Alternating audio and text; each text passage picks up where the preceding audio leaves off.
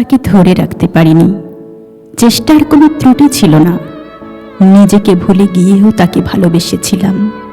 তার হাসি, তার অভিমান সব কিছু রক্ষা করতে চেয়েছিলাম বুকের ভেতরে রেখে। তবুও তাকে ধরে রাখতে পারিনি। সে ধীরে ধীরে বদলে যাচ্ছিল। আমার ভালোবাসা তখন আর যথেষ্ট ছিল না তার কাছে।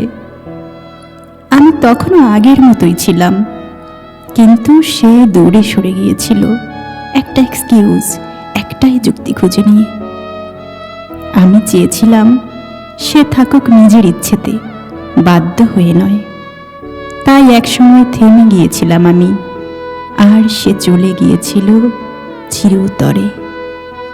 সব হারানোর পরও তাকে দোষ দিতে পারিনি, কারণ ভালোবাসা কখনো দোষ খোঁজে না, শুধু বোঝে যে চায় না তাকে ধরে রাখার অধিকার কারো নেই।